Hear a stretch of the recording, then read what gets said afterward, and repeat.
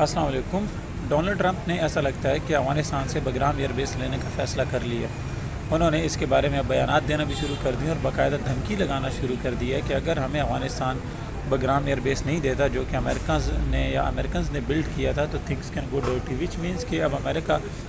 Ultimately Afghanistan پر attack کر دے گا، اور اس کے لیے یہ بھی ایسا فیل ہو رہا ہے کہ شاید جو امریکہ ہے وہ پاکستان سے دوبارہ مدد طلب کرے گا، یا پاکستان جو ہے وہ دوبارہ امریکہ کی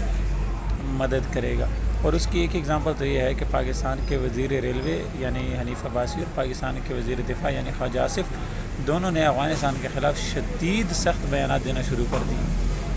میری سمجھ میں یہ نہیں آ رہا کہ ہمیں کیا ضرورت ہے افغانستان کو بجائے اس کے ڈائلاگس کے تھرو، ڈپلومیسی کے تھرو وزیر خارجہ کو بھیج کے، باقی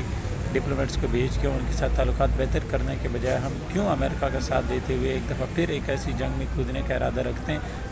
جس کا پہلے بھی ہمیں نقصان ہوا ہے۔ اللہ نہ کرے اگر امریکہ پھر بگرام ایئر بیس کو قابو کرنے کے لیے افغانستان پر اٹیک کرتا ہے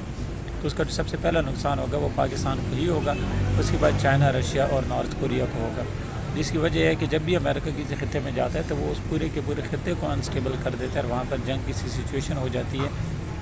ایک انسرٹینٹی ہو جاتی ہے جس سے آبویسلی کسی بھی ملک کا فائدہ نہیں ہوتا ادر دین امریکہ، اور یہی وہ دوبارہ سے افغانستان میں کرتا ہوا نظر آ رہا ہے، وچ مینس کہ اگر پاکستان افغانستان کے خلاف امریکہ کا ساتھ دیتا ہے جیسے ہمارے وزیر کر رہے ہیں تو that is ultimately going to be a disaster for Pakistan in terms of both diplomacy and also in terms of the economic اور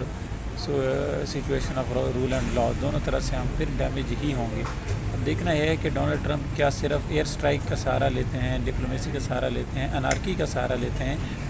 یا پھر وہ باقاعدہ فٹ سولجرز کے ذریعے جیسے انہوں نے پہلے کیا تھا افغانستان کے ساتھ ویسے ہی دوبارہ افغانستان میں اپنے سولجرز اتارنے کا بھی ارادہ رکھتے ہیں۔